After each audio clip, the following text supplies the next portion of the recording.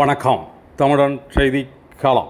சீர்காழி சட்டமன்ற தொகுதி அதிமுக நிர்வாகிகள் ஆலோசனை கூட்டம் மாவட்ட செயலாளர் பவுன்ராஜ் தலைமையில் நடைபெற்றது. கூட்டத்தில் அதிக வாக்கு வித்தியாசத்தில் அதிமுக வேட்பாளரை வெற்றி பெற செய்ய கடுமையாக உழைக்க வேண்டும் என ஆலோசனைகளை வழங்கினார். மயிலாடுதுறை மாவட்டம் சீர்காழி சட்டமன்ற தொகுதி அதிமுக நிர்வாகிகள் ஆலோசனை கூட்டம் மயிலாடுதுறை மாவட்ட அதிமுக செயலாளர் பவுன்ராஜ் தலைமையில் நடைபெற்றது.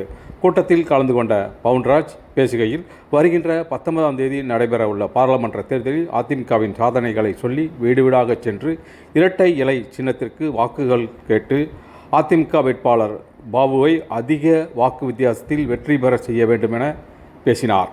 கூட்டத்தில் முன்னாள் எம்எல்ஏக்கள் பாரதி, சக்தி, சந்திரமோகன், ஒன்றிய செயலாளர்கள் சந்திரசேகரன், ஆதமங்கலம் ரவிச்சந்திரன், சிவக்குமார், நற்குணன், வைத்தீஸ்வரன் கோயில் பேரூர் கழக செயலாளர் போகர் ரவி, பொறியாளர் மார்க்கோனி, கொள்ளிடம் ஜெயராமன் உள்ளிட்ட பலர் கலந்து கொண்டனர். தொடர்ந்து சீர்காழி அடுத்த புதுப்பட்டினம் பகுதியைச் சேர்ந்த மதிமுக நிர்வாகி சிக்கல் ஜெயராமன், பொறியாளர் மார்க்கோனி தலைமையில் மாவட்ட செயலாளர் பவுன்ராஜ் முன்னிலையில் தன்னை அதிமுகவில் இணைத்துக் கொண்டார்.